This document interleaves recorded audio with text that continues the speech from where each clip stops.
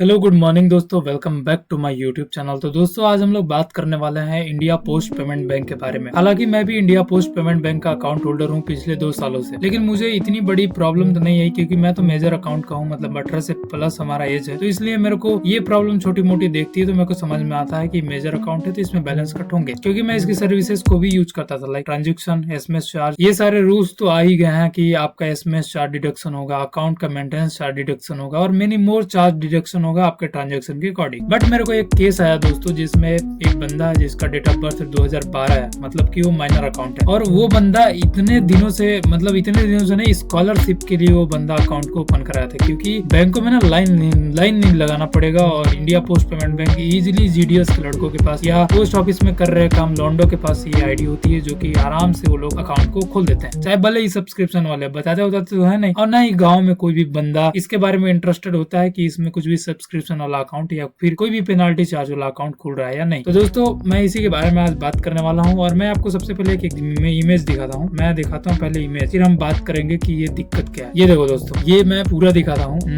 ये देख रहे हैं, दीपक पांडे नाम का एक लड़का है जिसका ये माइनस 2500 रुपए था। कुछ बैलेंस ऑलरेडी कट चुके हैं, मुझे तो 2500 रुपए का ही नोटिफिकेशन लगा, और जो बंदा कुछ पैसे डाले भी थे अकाउंट में वो भी कट गए। जो बचा कुछ है ये माइनस में दिख रहा है, ये नेगेटिव बैलेंस है, वही बैलेंस इसके अकाउंट में बचा, जिसका मैं फोटो खींचा हूं। और लगभग मैं कस्टमर केयर में 30 मिनट तक बात किया, जिसमें मैं ये जानकारी निकालने का कोशिश किया कि जब ये बंदा माइनर अकाउंट का है, माइनर अकाउंट होल्डर है, तो इसके ये उतना काम धंधा भी नहीं करता उस टाइप का, जैसे मान लो कि कोई भी गवर्नमेंट योजनाओं का लाभ उठाने के अलावा, जैसे स्कॉलरशिप के पर्पज हेतु एनपीसीआई करवा के अकाउंट ओपन कराया, उसके अलावा कोई भी बंदा ऐसा ट्रांजेक्शन नहीं कराया, लाइक भारी भरकम ट्रांजेक्शन। ऐसे बैंकों में रूल होती है कि यदि आपके पास पैन कार्ड नहीं है तो आप 40,000 रुपए से ज्यादा ट्रांजेक्शन नहीं ले सकते या नहीं ट्रांसफर कर सकते। तो ये बंदा माइनर अकाउंट है, तो जाहिर सी बात है पहले माइनर पैन कार्ड बनते थे, अब वो भी बंद हो गए, तो बिना पैन कार्ड के ये बंदा कुछ कर नहीं सकता। और ऊपर से zero balance account, saving accounts के नाम पर अकाउंट ओपन कराया गया था, और इस बंदे के पास ना माइनस 2500 रुपीज मतलब नेगेटिव बैलेंस दिखा रही है। अगर बाय द वे इस पे स्कॉलरशिप भी आएगी, आई थिंक 3000 के आसपास आती है 9th या 8th क्लास में, तो उस कंडीशन में क्या होगा कि ये 2500 धुकेड़ देगा ये बैंक। इसको मैं देखो इसलिए भी चूतिया बैंक बोलता हूँ, सॉरी मैं क्या लैंग्वेज यूज कर रहा हूँ, बट ये बैंक वो डिजर्व करती है, मुझे चोर लगती है। क्योंकि देखो मैं कस्टमर केयर में 30 मिनट बात किया और 30 मिनट तक ना मेरे को कोई भी ऐसा जानकारी नहीं मिला। मैं बात किया कस्टमर केयर से, वो बोल रहे हैं कि आपको ये जो जानकारी है ना वो ब्रांच में मिलेगा, आपको आधार कार्ड और बैंक की जो ये डिटेल्स मिली है कार्ड टाइप का या पासबुक, और आपको mobile number, registered mobile number लेके जाना पड़ेगा बैंक में। अगर मैं बात करूँ बैंक की दूरी, तो मेरे घर से ना बैंक की दूरी 14 घंटे की रास्ता पड़ती है। यहाँ से 14 घंटे के रास्ते पे है ब्रांच, और वहां जाऊँ मैं 2500 रुपए रिकवरी के लिए। वैसे मैं कटा नहीं है, लेकिन माइनस नेगेटिव बैलेंस दिखा रहा है। अगर ये इसमें मैं बैलेंस किसी वजह से डालूं तो ये नेगेटिव बैलेंस से पॉजिटिव होगा, मतलब ये पूरा काट देगा। तो उस कंडीशन में मेरे पास दो ही ऑप्शन है, या तो मैं इस अकाउंट को थू करके फेंक दूं, दूसरा ऑप्शन है कि मैं नया बैंक अकाउंट खुलवा लूं, उसमें 2000 सेविंग कर सकता हूँ मैं। माइनर अकाउंट तो वो भी होगी ना, लेकिन ये चोर जैसा बैंक तो नहीं होगी जिसमें जानकारी भी ना मिलता हो। तो अगर इंडिया पोस्ट पेमेंट बैंक का कोई भी अगर एम्प्लॉय मेरी वीडियोस को देख रहा है गलती से भी, तो शर्म कर लो यार, इतना चोरी हद तक करना सही नहीं है। तो बताइए माइनर अकाउंट है, माइनर अकाउंट होल्डर है बंदा है, कहाँ जाएगा ये अपील कराने, कहाँ जस्टिस के पीछे भागेगा। और ये 2500 रुपए अगर आपको नहीं बड़ा लगता है तो आप हरामी आदमी हो, क्योंकि हमारे लिए देखो 10 रुपए भी बड़ी है और 10,000 भी बड़ी है। तो अगर आप अपना पैसा लुटा सकते हो 2500 आराम से तो कोई बात नहीं, बट अगर एक इंसान 2500 देना फर्क नहीं पड़ता। अगर ऐसे 1000 लड़कों का अगर 2500 घटन, तो ये अमाउंट बहुत बड़ा होता है। तो उतनी बड़ी अमाउंट का मैं पंचायत तो नहीं बैठा रहा हूँ, लेकिन 2500 रुपीज अगर नेगेटिव में, तो समझ रहे हो एक मजदूर का कम से कम 6 दिन का काम है, जो कि 8 घंटा डट कर अगर सीमेंट बालू का काम करे तो कर सकता है। तो ये वैल्यू आपको समझ में आ रही होगी। तो सबसे पहले मैं जेमिनाई से बात करूंगा कि ये कोई रूल्स लागू हुए हैं या फिर क्या क्या दिक्कत है, उसके बाद कस्टमर केयर में हम लोग देखते हैं। जेमिनाई, क्या तुम मेरी आवाज सुन रहे हो? हाँ, मैं तुम्हारी आवाज सुन पा रही हूँ। बताओ मैं तुम्हारी क्या मदद कर सकती हूँ। मैं एक इंडिया पोस्ट पेमेंट बैंक का अकाउंट होल्डर हूँ और मेरे अकाउंट में ना नेगेटिव 2500 रुपए दिखा रहे हैं, क्या प्रॉब्लम हो सकती है? हाँ, मैं तुम्हारी आवाज सुन पा रही हूँ। बताओ क्या प्रॉब्लम है। मैं मेरे अकाउंट में इंडिया पोस्ट पेमेंट बैंक का मैं अकाउंट होल्डर हूँ और मेरे अकाउंट में 2500 रुपीज नेगेटिव बैलेंस दिखा रहा है। तो उस कंडीशन में क्या प्रॉब्लम हो सकती है? आपके खाते में नेगेटिव बैलेंस होने के कई कारण हो सकते हैं, जैसे आपने कोई बैंक का लोन लिया हो, या आपके खाते में मिनिमम बैलेंस न होने पर बैंक ने कोई शुल्क लगाया हो। क्या आपने कभी इस बारे में बैंक से संपर्क किया है? ये इंडिया पोस्ट पेमेंट बैंक का ये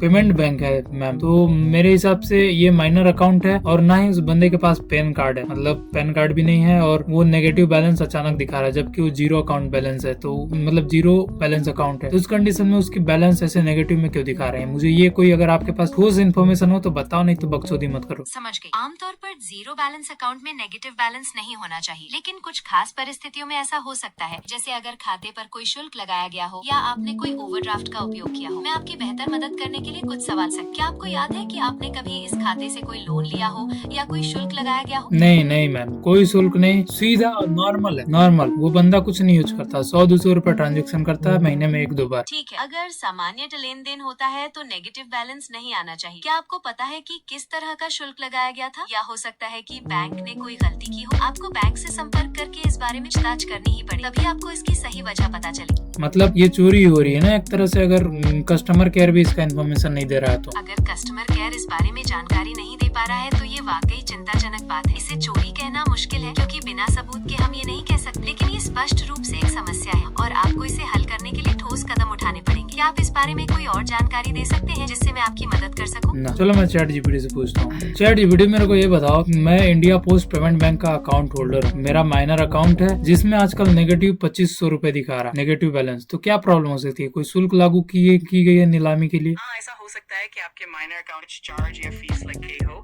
जैसे कि मेंटेनेंस फीस या मिनिमम बैलेंस न रखने पर पेनल्टी।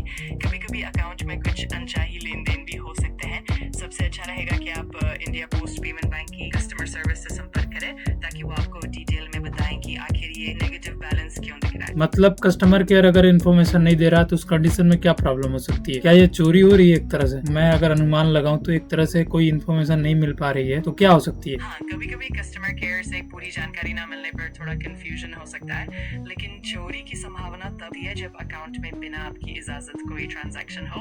अगर आपको शक हो तो आप अपने अकाउंट स्टेटमेंट को डिटेल में चेक कर सकते हैं, और अगर फिर भी समाधान न मिले तो आप अपने नजदीकी पोस्ट ऑफिस में जाकर भी शिकायत दर्ज करवा दें। नहीं, तुम मेरी बात समझे नहीं। मैं ये बोलना चाहता हूँ कि मेरा माइनर अकाउंट है, ना ही कोई मैं ऐसी बेसिक ट्रांजेक्शन किया हूँ जिसमें चार्ज या पेनाल्टी लगे। बट अगर मेरे अकाउंट में नेगेटिव 2500 रुपीज दिखा रहे हो और जो भी मैं बैलेंस डाल रहा हूँ वो डिडक्ट हो जा रही है, पूरी कट जा रही है, तो उस कंडीशन में मैं क्या करूँ? कस्टमर केयर से कोई हेल्प नहीं मिल रही है और ब्रांच जो है वो बहुत ज्यादा दूर है, मैं वहाँ नहीं जा सकता। तो उस कंडीशन में मेरे को कोई हेल्प नहीं मिल रही है, तो मैं यही ना बोलूंगा कि वो बैंक चोरी कर रही है, इसलिए किसी के पास ये इन्फॉर्मेशन शेयर नहीं कर रही कि बैलेंस क्यों डिडक्शन हो रहे हैं। जिसको पता नहीं है वो बेचारा संतोष कर ले रहा है। मैं समझ गया, आपकी बात बिल्कुल सही है। अगर अकाउंट में बिना किसी स्पष्ट कारण के बैलेंस कम हो रहा है और कस्टमर केयर भी सही जवाब नहीं दे रहा है, तो ये वाकई चिंता का विषय है। ऐसे में आप अपने अकाउंट की डिटेल्स को ध्यान से चेक करके अगर संभव किसी और ब्रांच या फिर बैंक के हेड ऑफिस से भी संपर्क करने की कोशिश करें। और हाँ, अगर आपको लगे कि कोई धोखाधड़ी हो रही है तो आप साइबर क्राइम सेल या संबंधित प्राधिकरण से भी संपर्क कर सकते हैं। ओके, ठीक है। अगर हम इंडिया पोस्ट पेमेंट बैंक की ऑफिशियल वेबसाइट पे चार्जेस की बात करें तो जैसे इंडिया पोस्ट पेमेंट बैंक का ऑफिशियल बैंक है, सबसे पहले कस्टमर केयर का नंबर नहीं लगता। ये ससुरी बकैती दी है, जब नंबर नहीं दे रहे हो, नई सर्विस दे रहे हो तो नंबर क्या शोभा बढ़ाने के लिए रखे हैं सब। और दूसरी बात, अगर हम रेट और चार्जेस की बात करें इसमें, तो हम देखते हैं, हम इसमें आएंगे तो हमको देखने को मिलेगा regular saving accounts balance up to 1,02% per annum, balance above ये पर एनम। ये क्या दिखा रहा है? चार्जेस एंड क्या दिखा रही है? रेट। तो ये मेरे हिसाब से ये ब्याज का रेट दिखा रहा है कि 1 लाख पे 2% पर एनम, मतलब पर ईयर, एनुअल ईयर होगा, यानी 1 लाख पर अगर हम कैलकुलेट करें तो मैं सबसे पहले कैलकुलेटर खोल लेता हूँ। मैं कैलकुलेटर खोलूंगा और देन यहाँ पर ट्राई करता हूँ कि 1 लाख में 2% कितना होगा। आई थिंक 2,000 रुपया सालाना होना चाहिए। तो मैं अगर साधारण ब्याज करूँ तो मैं 1 लाख में 1 पर इकाई, दहाई, सैकड़ा, हजार, 10,000, इकाई, दहाई, सैकड़ा, हजार, 10,000, लाख, 1 लाख, ठीक है। गुड़ते 2 गुड़ते 1 बराबर आगे 100, अगर मैं इक्वल करूँ तो मेरे को 2,000 रुपए आ रहे हैं। मतलब हाँ, सालाना 2,000 रुपए हमको मिलेगी। 2,000 रुपए हमको ये सालाना रेट देंगे 1 लाख रुपए पे, ठीक है। बाकी चार्जेस की बात करें, चार्जेस पे तभी हम लोग आए ही नहीं। यहाँ पर regular saving account, basic saving account, premium saving account, यही सेम बैलेंस INR 1 लाख रुपए पे 2%। यानी अगर हम देखें कि हम 10,000 रुपए रखे तो उसका बहुत रेयर ब्याज बनेगी, मतलब तुमको देखने को मिलेगा ही ना के बराबर। बाकी डीजी स्मार्ट सेविंग अकाउंट के लिए 2% पर एनम है। ये डीजी से smart saving I don't know क्या है, मैं इसको सर्च कर लेता हूँ क्या होता है, इसको भी देख लेते हैं। कंट्रोल भी दबाएंगे, सॉरी यहाँ हमको पायलट दिया तो मैं क्यों उसमें सर्च करूँ, ठीक है। मैं कंट्रोल भी दबाऊंगा और पूछूंगा कि ये क्या होता है मिनिमम। तो में बताओ। डिजी स्मार्ट सेविंग अकाउंट एक डिजिटल बैंक अकाउंट है जो India post payment bank IPP bank के ऐप से खोला जा सकता है। इसमें पेपरलेस प्रोसेस है, वर्चुअल डेबिट कार्ड और बेसिक ट्रांजैक्शन की सुविधा मिलती है। फुल सर्विस के लिए बायोमेट्रिक KYC जरूरी होता है। वो ये है। चलो आगे देखते हैं हम लोग। मैं इसको हटाता हूँ। और हमें करंट अकाउंट के लिए 0% इंटरेस्ट देखने को मिलता है, कोई ब्याज नहीं है। बट अगर चार्जेस की बात करें तो इसमें कोई भी चार्जेस मेरे को दिखाया नहीं गया। प्रोडक्ट पेमेंट अदर मर्चेंट, मतलब चार्जेस छुपा है भाई। चार्जेस बता देंगे तो कौन बैंक खुलवाएगा, समझ रहे हो। बाकी पार्टनर विद अस, नहीं पार्टनर तो नहीं बनूंगा मैं, इसको हटा देता हूँ। बाकी देखते हैं क्या लिखा है, फालतू क्या है। कॉन्टेक्ट अस में देखे तो लोकेट अस करेंगे तो यहाँ से मेरे को काफी दूर दिखाएगी ये ब्रांच। इंडिया में कहाँ कहाँ है मैं पहले डालता हूँ। इसे मैं उत्तर प्रदेश डालता हूँ और यहाँ पर सोनभद्र अगर मैं डालूँ तो मेरे को रावशगंज आजकल दिखा रहा है, यानी सामने ही आ गया। 200 किलोमीटर पे है, फिर भी 6 घंटा लगा के जाओ, पता नहीं काम हुआ कि नहीं हुआ। उससे अच्छा तुम घर के सामने एक अच्छा सा ब्रांच खुलवा लो, लाइन लगा के एक दिन ही सही। मानते हैं कि गवर्नमेंट सर्विस रद्द है, बट ठीक है यार, उतना भी रद्द नहीं है, काम चल रहा है तो क्या मतलब है। मैं यहाँ कस्टमर केयर से हालांकि बहुत कांटेक्ट करने की कोशिश की और बात भी हुई और सीनियर से सीनियर पर तक मैं चला गया बात करते करते, बट वो क्या है ना कि जवाब देने पर तुले ही नहीं है। मतलब मुझे कहीं से भी जवाब नहीं मिला। तो अगर आपको भी ऐसे माइनर अकाउंट में या फिर मेजर अकाउंट में इतने रुपए अगर नेगेटिव बैलेंस दिखा रहे तो दोस्तों ये साधारण बात नहीं है। अगर बाय द वे आपके कटे हैं और बाय द वे आपके नहीं कटे हैं, कटने वाले हैं, नेगेटिव बैलेंस दिखा रही है। नेगेटिव अगर किसी का पहले से हुआ, अगर किसी के अकाउंट में बैलेंस है तो वो तो पूरा साफ। लेकिन अगर नेगेटिव बैलेंस दिखा रहे तो उसके लिए मैं सोल्यूशन बताता हूँ। आपको करना क्या है, आपको ना इस बैंक को ना ऐसे ही ब्लॉक कर देना है, ऐसी नाजायज छोड़ देना है। किसी काम का ये बैंक नहीं है। आपको न्यू अकाउंट खुलाना है, देन उसमें आपको सेविंग्स करनी है, जो कि आपका सामने और नजदीक ब्रांच होना चाहिए। अगर कोई प्रॉब्लम होती है तो आप जाके ब्रांच में बोल सकते। अगर मेरी या फिर इनकी तरह अगर ब्रांच एकदम 100 किलोमीटर ज्यादा दूर हो, 100 तो बहुत कम बता रहा हूँ मैं, 14 घंटा का रास्ता, तो आई थिंक सोच सकते हो कितनी दूरी पर बैंक के ब्रांच होंगे। तो उस कंडीशन में समझ सकते हो ना कितनी प्रॉब्लम होगी। उस कंडीशन में बस यही ऑप्शन बचता है कि उस बैंक को छोड़ दो। मैं उसको कभी देखूं तक ना, देखना छोड़ो, मैं उसका नाम तक न लूं, उस मोबाइल में ऐड तक ना करूँ कुछ भी। हालांकि मैंने ये जब दूसरे का देखा तो मैं सोचा कि मैं भी देख लेता हूँ, मेरा भी तो ज्यादा नेगेटिव नहीं दिखा रहा, नहीं तो जाके बंद कराऊंगा। हालांकि क्या है कि बंद नहीं कराओगे तो बस एक ही प्रॉब्लम होती है कि आपका सिविल स्कोर खराब होगी। यही तो दिक्कत है, साले हरामी होते हैं। जब सुविधा दे रहे हो गाँव तो भाई बंद करने का भी सुविधा दो ना। नहीं सर्विस पसंद आ रही है तो क्या मैं तुम्हारा बोझा थोड़ी रहूंगा।